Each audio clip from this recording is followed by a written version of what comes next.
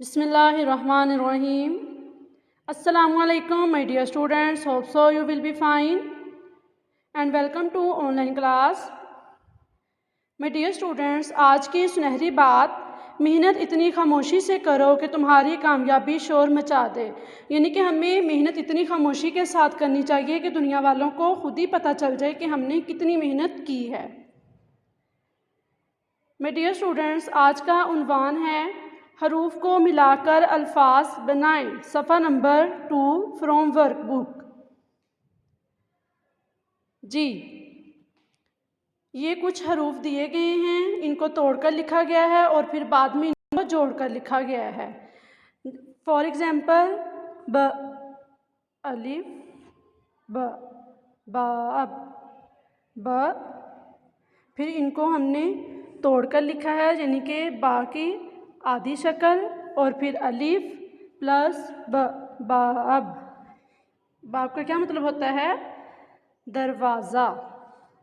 Next है त अलिफ, यानी कि ता की आधी शक्ल और फिर अलिफ प्लस जीम, ताज। ता की आधी शक्ल ये होगी जो रेड के साथ जिसको मेंशन किया गया है, और फिर अलिफ और प्लस जीम, जीम की पूरी शक्ल आएगी। क्या है? ताज। नेक्स्ट है ज, इनके जीम की आधी शक्ल और अलिफ प्लस लाम।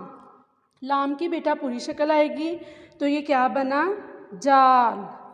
तो जीम की आधी शक्ल अलिफ प्लस लाम, जाल।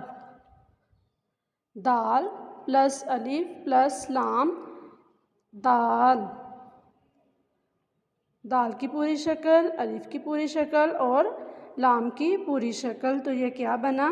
दाल। तो इस तरह ये हरूफ हैं जिनको हमने जोड़कर लिखना है।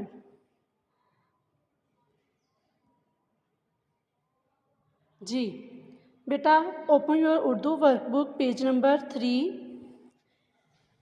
इसमें कुछ अल्फाज दिए गए हैं तोड़कर, तो आपने इनको जोड़कर लिखना है। जैसे हम इसकी प्रैक्टिस कर चुके हैं कि हम कैसे अल्फाज को, जो अल्फाज तोड़कर लिखे हुए होते हैं उनको कैसे जोड़कर लिखे जाते हैं, और कौन कौन से हरूफ हैं जिनकी आधी अशकार लिखी जाती हैं और कौन कौन से हरूफ हैं जिनकी पूरी अशकार लिखी जाती हैं, इसकी भी हम प्रैक्टिस कर चुके हैं। तो अब आप लोगों ने ये हरूफ को मिलाकर अल्फाज बनाने हैं पेज नंबर 3 और पेज नंबर 4 पर। होमवर्क, यही बेटा आपका होमवर्क है, पेज नंबर 3 और पेज नंबर 4 मुकम्मल करें। Thank you so much. अल्लाह हाफिज़ एंड टेक केयर।